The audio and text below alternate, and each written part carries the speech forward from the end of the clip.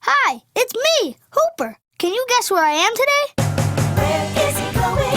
What will he do? Where in the world is Hooper? Let me give you a clue. You can find seeds here, but it's not the inside of a watermelon. Here's another hint. This place has delicious vegetables that you can pick from the ground. Now here's the last clue from the Cat in the Hat. Wow! I've never seen so many flowers! There's lots of flowers here. Great clue. So I'm at a place where you can find seeds, pick vegetables, and you can see flowers sometimes too. So did you guess where I am? You guessed it, a garden.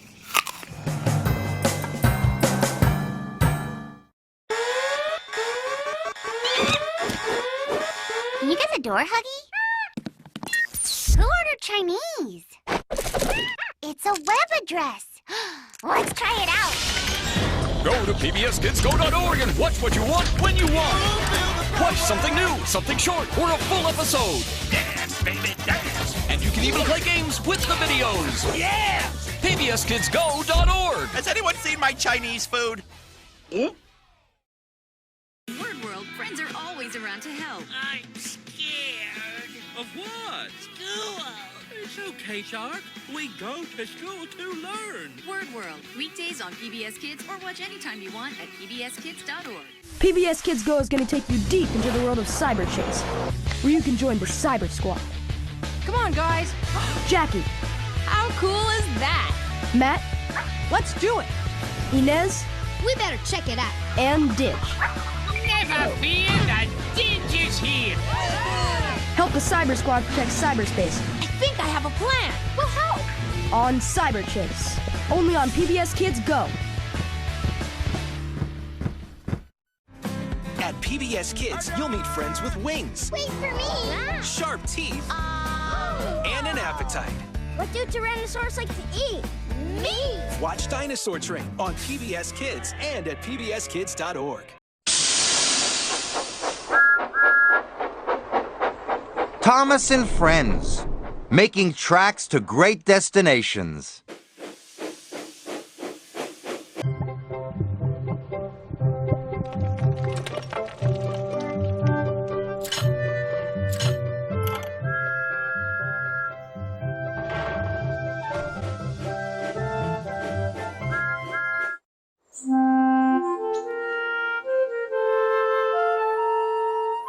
Dear Christopher, here is your friend Thomas the Tank Engine. He wanted to come out of his station yard and see the world. These stories tell you how he did it. I hope you will like them because you helped me to make them. Your loving, Daddy.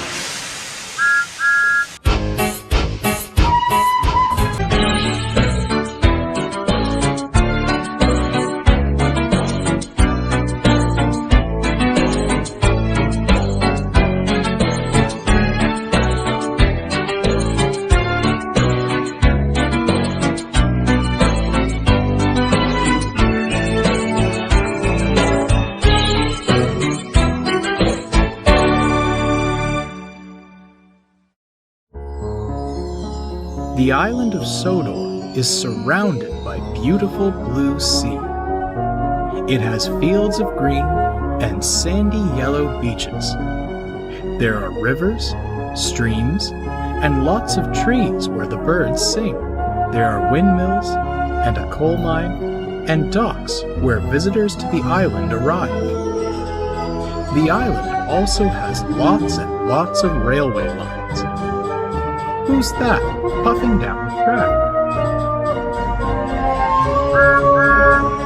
It's Thomas. Hello, Thomas. Hello, everybody. Welcome to the island of Sodor.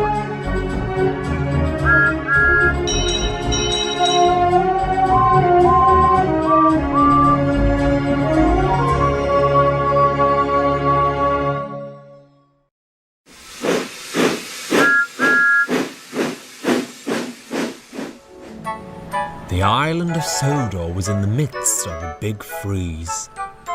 The snow was heavy and stuck fast.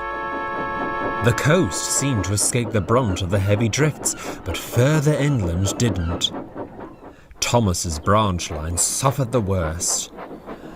If the drifts get any heavier, we'll need an engine stronger than you to deal with them, sighed Thomas's driver. Thomas was secretly relieved at the thought of this. He hated snow. Silly soft stuff, he groaned. The driver was right. A week later, Thomas got stuck, even with his snowplow. The branch line was forced to close. Duck, the Great Western engine, was sent to help. He was much stronger than Thomas and handled the biggest drifts with ease. The engines were glad of his help and the line reopened.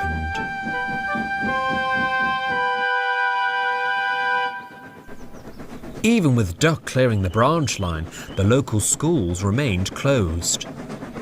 This meant there were lots of children playing near the railway. The engines enjoyed seeing the children tobogganing, throwing snowballs, and best of all, building snowmen.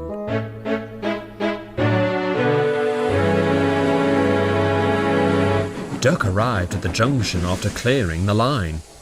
There were lots of children on the platform. "Look at this, Duck," they called. "We've built a snowman." "And a mighty fine one he is too," chuckled Duck. "Watch out he doesn't board a train," they teased. The children laughed and ran happily home. Percy pondered for a moment. Can he what? Board a train? Oh, bless you, no, laughed Duck. I was just checking is all. Snowmen are made up of frozen water, explained Thomas. They aren't real. They can't come alive. Well, I'm not so sure, grinned Duck. Some children believe they come alive at night. I've heard they can even walk in the air. Rubbish, hissed Thomas. Snowmen can't come alive. And yet at Christmas, we believe reindeer can fly, said Duck simply. Thomas didn't reply. The guard's whistle blew and he puffed away.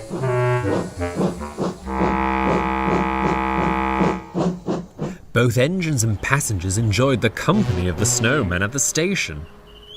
Duck would always whistle happily to it. Thomas, on the other hand, would eye it up suspiciously.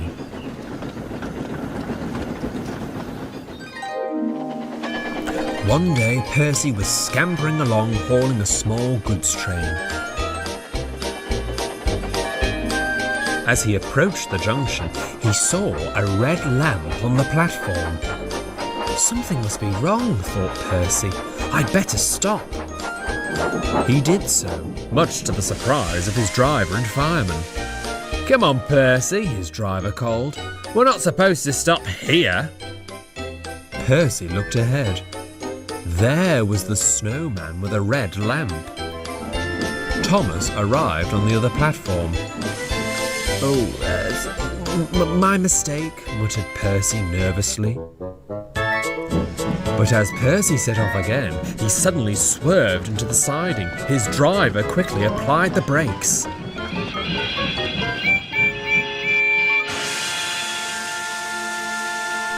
The crew inspected the points. Look at that, gasped the fireman. They're frozen solid. We could have had a nasty accident if Percy hadn't stopped beforehand. Well done, old boy, cheered the driver.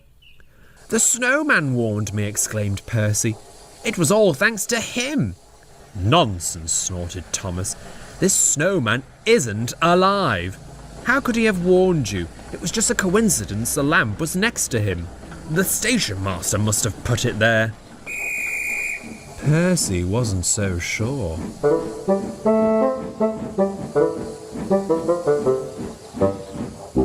The story spread fast. Duck thought it a great joke. Overnight, the snow came down even heavier.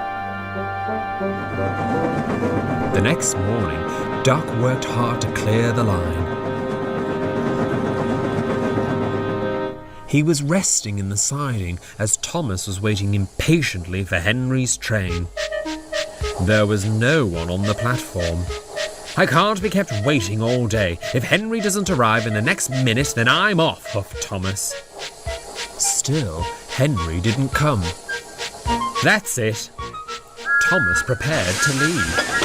At that moment, Henry rounded the bend. He was just beyond the platform when Thomas was suddenly called back. Thomas immediately halted. Both he and Duck looked towards the station. There was no one there. Only the Snowman. He looked at them, and they looked at him. "What's the big idea of leaving my passengers behind?" snapped Henry. "You're supposed to be a guaranteed connection." Thomas discreetly shunted his train back towards the platform. "Who blew the whistle?" whispered Thomas to Duck. Duck smiled. "Why don't you ask him?" Thomas became apprehensive and quickly scurried away.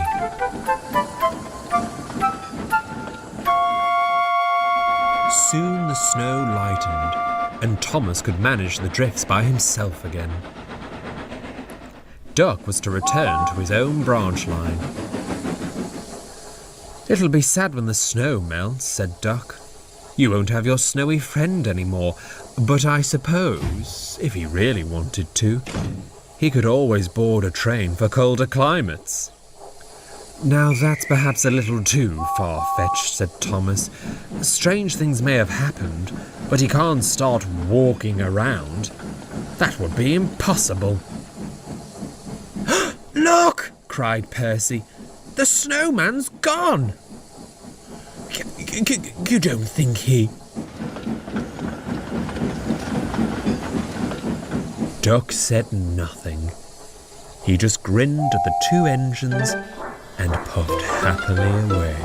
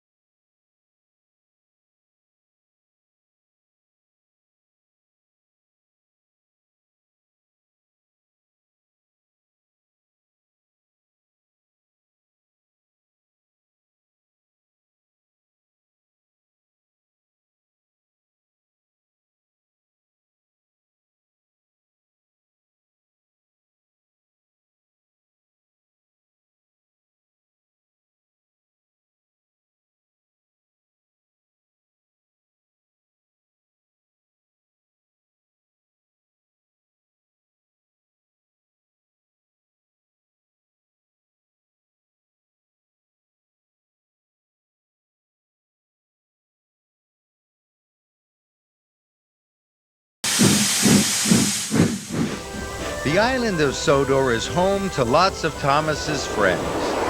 Friends on the rails, friends on the roads, and even some friends in the air. They are all very different, and each very special. And they are all Thomas's friends. Henry is Thomas's kind friend. He is a grand green engine. Thomas knows that Henry always wants the best for everyone. Henry likes to believe in old stories and good luck charms. One day, Thomas told Henry about the wishing tree. Henry was very excited. He'd never heard of a wishing tree. Henry made a wish. He didn't want to pull cars of logs anymore. He wished he could pull the express. The next day, Gordon had to go to the repair yards, so Henry had to pull the express.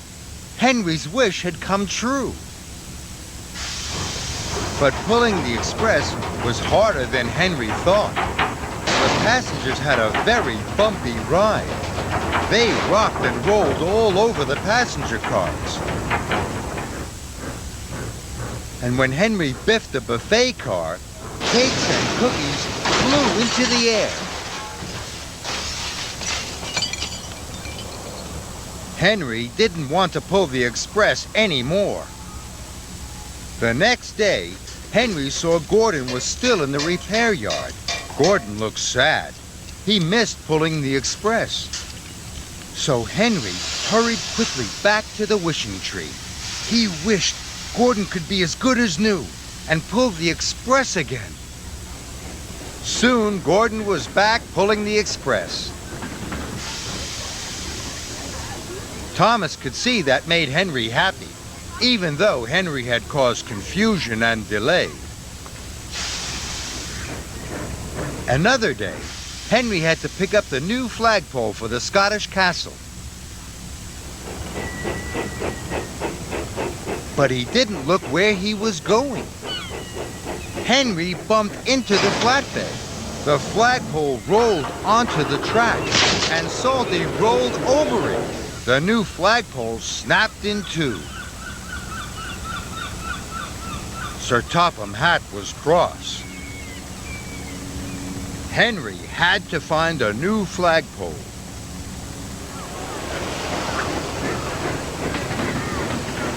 Henry searched at the seaside, by the bridge, and at the airfield. But Henry couldn't find a new flagpole that was tall enough. Then Thomas met his friend Henry. Thomas was sorry for Henry. He wanted to help him. Thomas told Henry he should never give up. Thomas was sure Henry would find a flagpole somewhere. Thomas was right. Henry puffed to the docks. Suddenly, Henry saw an old ship's mast. It was tall enough to be the new flagpole.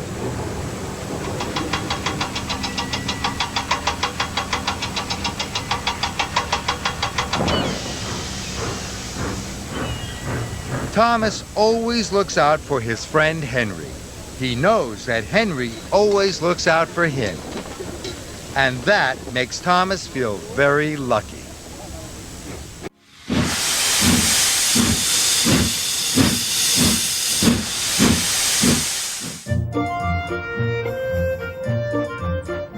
Thomas loves feeling like a really useful engine.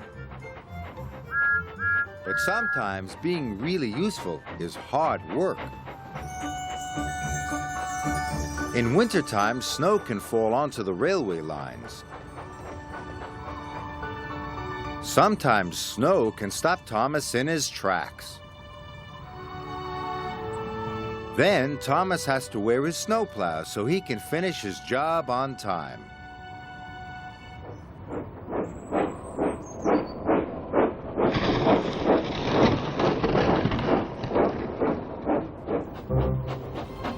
Sometimes the weather is foggy and it is hard for Thomas to see. So Thomas's driver lights his lamp, and Thomas puffs slowly and carefully.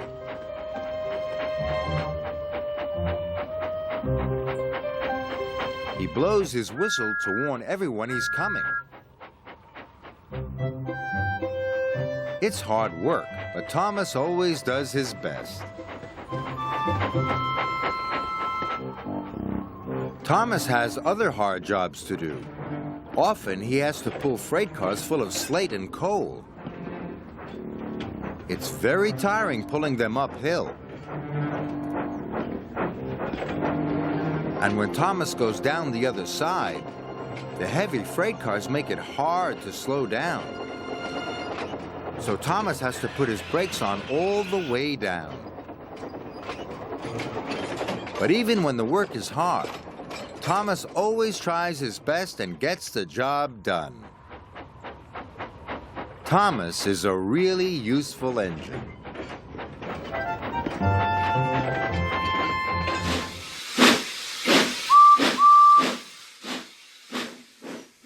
Percy, Diesel, and James all want to go to the Washdown, but Emily is blocking their way. She will have to move before any of them can get there.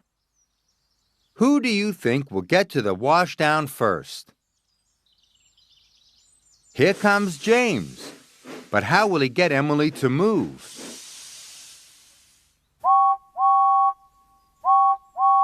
He's blowing his whistle at her as loudly as he can. That's not very kind. Emily doesn't move, so James can't get to the Washdown. Now Diesel is going to try. What will he do to get Emily to move? Diesel is trying to shunt Emily out of the way.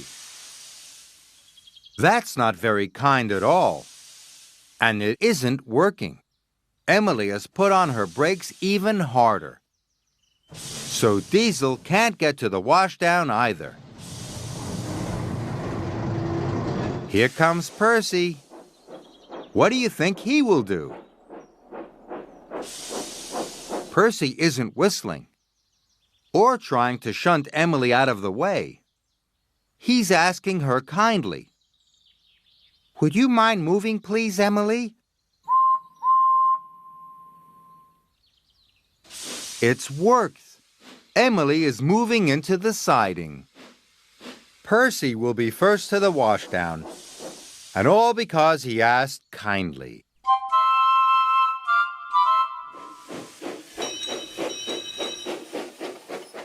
Today, Mavis is wondering what she would look like if she had a face like her friend Emily. Mavis has a square face, but Emily has a round face. Mavis is going to pretend that she has a round face too. Now Mavis wonders what she would look like if she was painted the same color as Emily.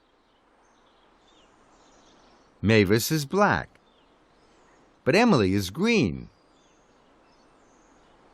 Mavis is going to pretend that she is green too. Now Mavis wonders what it would be like to be a steam engine.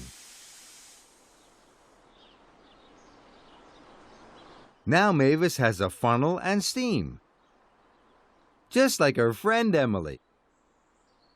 Mavis thinks looking like Emily is fun, but she likes being Mavis best.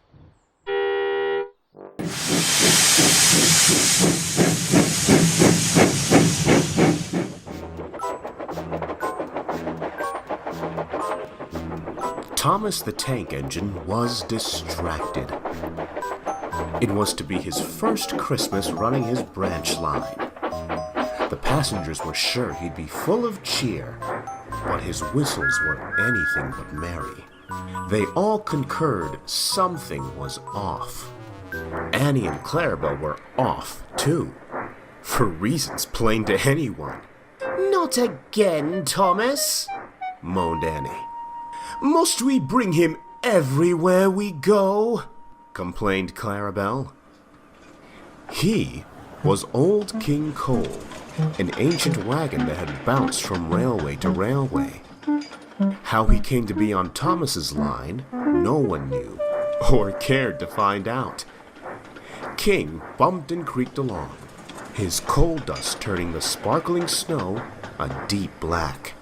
"Not unless one of you wants to carry coal," Thomas answered. "He's, essential." "You hear that? Essential I am," King chuckled. Annie and Clarabelle couldn't understand it, but Thomas's crew did. "When do you suppose you'll have time to make this delivery of yours?" the driver asked incredulously. "Well, I'll find time, surely. Perhaps I'll have to cover for another engine," Thomas beamed hopefully. "Oh, yes," the fireman smirked. "The Fat Controller will be pleased to hear your branch line has been deserted at Christmas." "Oh, dear. I hadn't thought of that." "Perhaps," his driver added reassuringly, "another engine can deliver it for you." The driver's suggestion was about to be put to the test as they found Henry waiting at the junction. "You're late," Henry fussed. "A little extra weight giving you trouble?" Actually," Thomas smirked, "this truck is most important. It needs to go to Edward's station. Surely you could take it on?" "Surely not. My trains are heavy enough this time of year without that filthy old thing bumping behind me." "Rubbish," huffed Thomas. "You're just lazy. I always said you needed exercise." This, evidently, was the wrong thing to say. "Well, if it's so important, take it yourself. And when you get there, perhaps Edward can remind you what good manners are. Goodbye." Henry snorted away, leaving Thomas back to square one.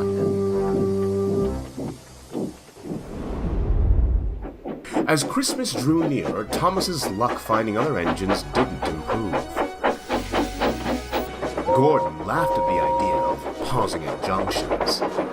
Old King Cole refused to go with James. "I'd sooner fall to pieces," he grunted. And the engines from the other railway didn't know what an Edward was.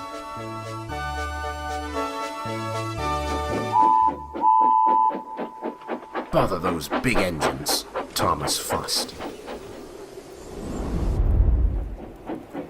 An order from the quarry kept him busy all afternoon. Annie and Clarabelle grumbled.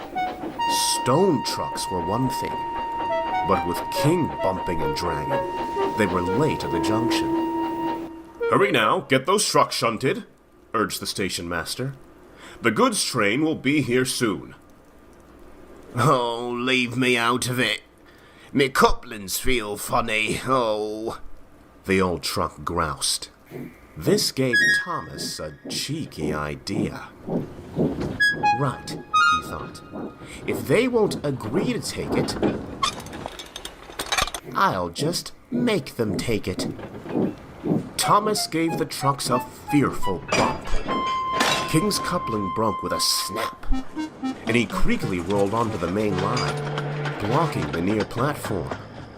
"I'd like to hear Henry and James say no now," Thomas laughed. But the petrified whistle that followed wasn't Henry, and it wasn't James. With brakes screeching, the good train stopped just in time. The engine that stood before King was... "Edward!" cried Thomas. "What are you doing here?" "I've brought Henry's goods," Edward panted, "as he's vowed never to stop at your junction again. You've been the top of the sheds, Thomas. Now I see why. What's this?" he asked. It's your present," Thomas chuckled nervously. Surprise?" "Oh," Edward realized. "I see." "Well, we don't, and we'd like to," chorused Annie and Clarabelle. "Well, when we were building the railway," Edward began, "I wasn't steaming well. Thomas brought fresh coal to cheer me up. And he felt better at once," beamed Thomas. I've given him a truck of coal every Christmas since, for his good health, which you nearly just put into question, Edward finished, eyeing King. Those big engines wouldn't deliver it, Thomas flounced. I had to ensure it got to you. Otherwise, I'd... Have to admit this Christmas was different? Edward interjected. Thomas said nothing. He just looked mournfully at his buffers. Change is strange, Edward mused. The first Christmas on my branch line seemed daunting, but it wasn't. My new friends made sure it was special, and my old friends still came to visit. Except me, Thomas pouted. You had responsibilities, Edward added, and still do. You have Annie and Clarabelle, and your passengers. Think of the wonderful new traditions you'll make with them this year. Edward paused. I may not see you as often as Gordon, Henry, or James, but I do love when they moan about you being cheeky, he laughed. That's what reminds me of you, Thomas. Not a truck of coal. Besides, he finished with a smirk, a blocked tube was the source of my trouble in those old days. Wait, Thomas cried. All this time I've been bringing you coal thinking it made you better. You were just so pleased with your gift I didn't have the heart to tell you. Well, you'll get no more, good sidings from me. Can't understand what driver means by that, anyhow. Good tidings, Thomas, Edward chuckled. It means well wishes. You've given me plenty, and even if this is the last time, I'm still very grateful. Now then, he finished, you'll help shunt King onto my train, won't you? It'd be a shame to let this coal go to waste. That, of course, put everything right. When all was ready, Edward gave a cheerful peep peep and made for his station. Thomas whistled too, then looked at Annie and Clarabelle and smiled. Right then, you two. Our first tradition.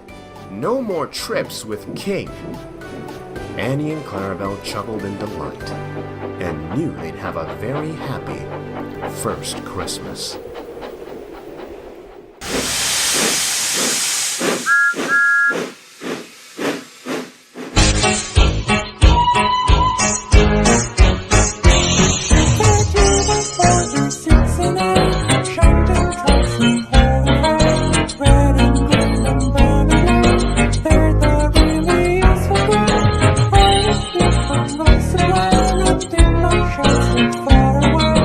Down the hills and round the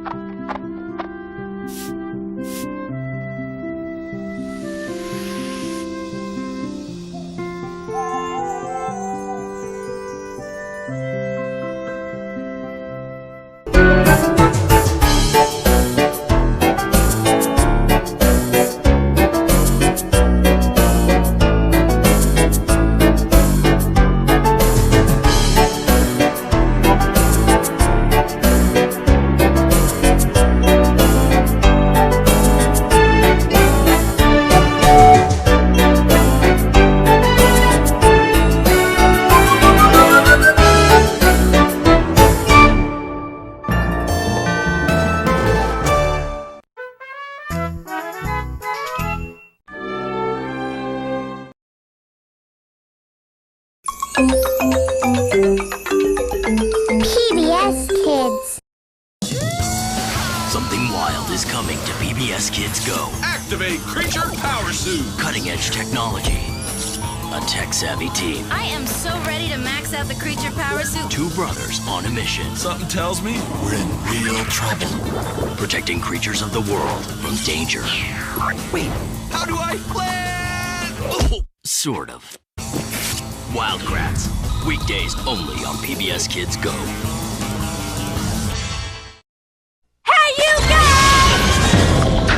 What's up, Shock? Up here! Hey! It's us! And Danny Mavis. Nice bug suit. And look! It's a puzzle. Flip the S plus switch. Flip the switch! Join us weekday afternoons at 5 on 13.